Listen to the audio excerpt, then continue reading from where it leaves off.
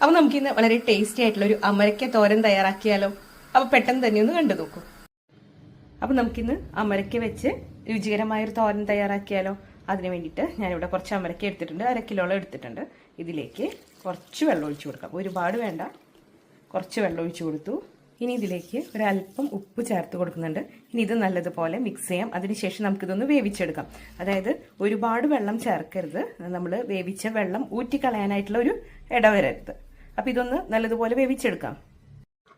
ഇനി നമുക്ക് അമരയ്ക്ക കാച്ചാനായിട്ട് 3 ചുമന്നുള്ളി എടുത്തിട്ടുണ്ട്.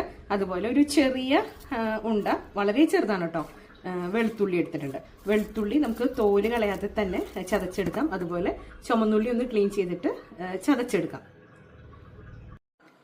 ഇനി നമുക്കിതിലേക്ക് വേണ്ടത് കുറച്ച് തേങ്ങയാണ്. അപ്പോൾ അതും കൂടെ ഇവിടെ സെറ്റ് ആയിട്ടുണ്ട്. നമ്മുടെ അമരക്കായ ഇവിടെ നല്ലതുപോലെ കുക്കായിട്ടുണ്ട്. ഇനി നമുക്കിത് തോരനാക്കി എടുക്കണ്ടേ? അതിന് വേണ്ടിയിട്ട് നമ്മളിവിടെ ഒരു കടായി വെച്ചിട്ടുണ്ട്. ഇതിലേക്ക് കുറച്ച് വെളിച്ചെണ്ണ ഒഴിച്ചു കൊടുക്കാം. ഇനി നമുക്കിതിലേക്ക് ചതച്ച് വെച്ചേക്കുന്ന ഉള്ളിയും അതുപോലെ കറിവേപ്പിലയും കൂടെ ചേർത്ത് കൊടുക്കാം. ഇനി ഇതിലേക്ക് ചതച്ച മുളക് ഇട്ട് കൊടുക്കാം.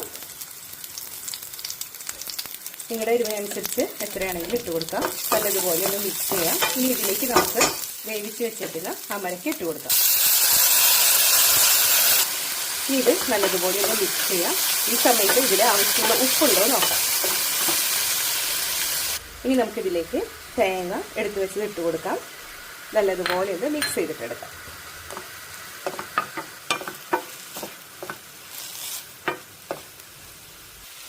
അങ്ങനെ നമ്മുടെ വളരെ ടേസ്റ്റി ആയിട്ടുള്ള അമരയ്ക്ക തോരൻ ഇവിടെ റെഡി ആയിട്ടുണ്ട്.